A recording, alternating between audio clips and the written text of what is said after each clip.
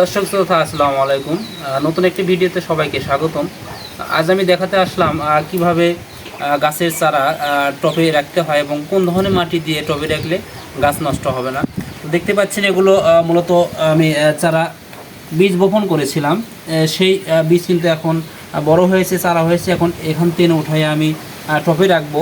এই পাশে এগুলো সব বীজ এখানে তো গুঁড়ো করে ফেলানো হয়েছিল। এগুলো কিন্তু এখন একে এক করে উঠাই আমি টবে রাখবো। এগুলো মূলত টব, আর টবের ভিতরে আমি যেগুলো দিব এগুলো হচ্ছে জৈব সার।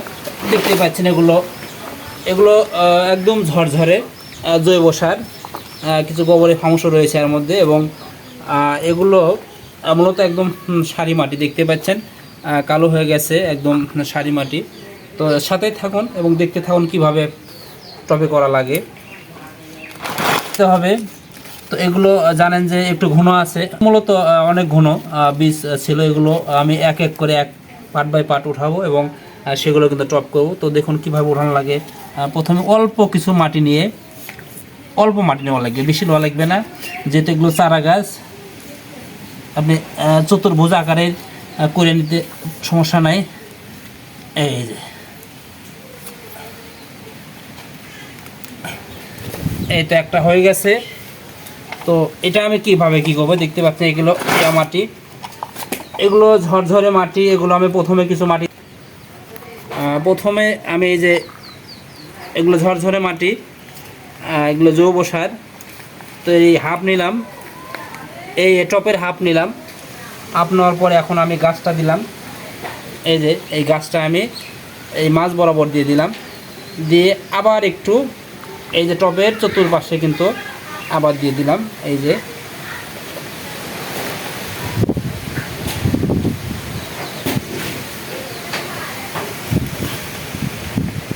আলগা করে একটু আপনাকে ঠাসি দিয়ে দিতে হবে, আলগা করে, বেশি নাই। এবং এখানে হালকা একটু আমি রাখলাম, এই যে সুন্দর হয়ে গেল। তো এইভাবেই আমি সব টপ কিন্তু পার্ট বাই পার্ট আমি করে দিব, রাখলাম। ঠিক একটা হলো এইভাবে আমি অনেকগুলো টপ এখানে রয়েছে, আমি পার্ট বাই পার্ট একটা করে লাগাবো আর একটা করে করব। প্রথমে হালকা কিছু মাটি আমি এটা ভরে নিলাম, হালকা কিছু মাটি।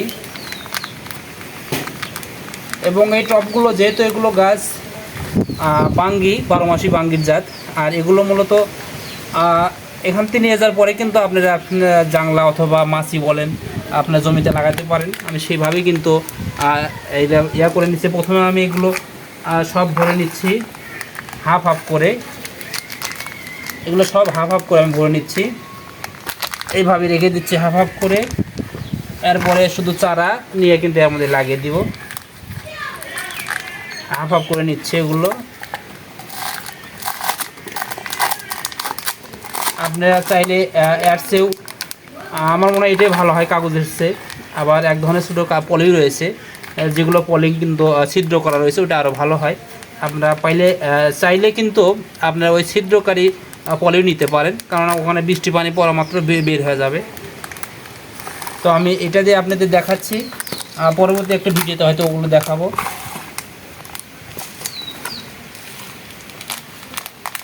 আমি হাফ হাফ করে তুলে নিলাম, এই যে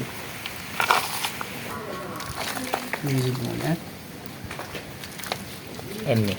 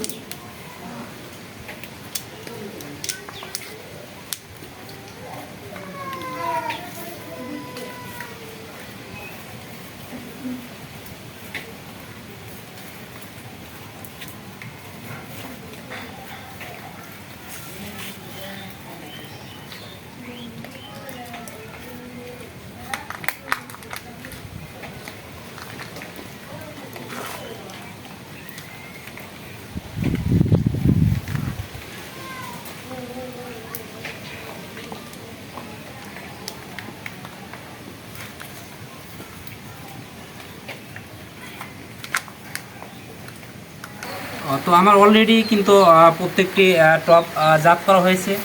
তো দেখতে পাচ্ছেন অনেক সুন্দর, এবং আপনারা যারা টবে লাগাবেন অবশ্যই চাইবেন যে এটা জৈব সার এবং খুব ফামুস দিয়ে লাগাবেন।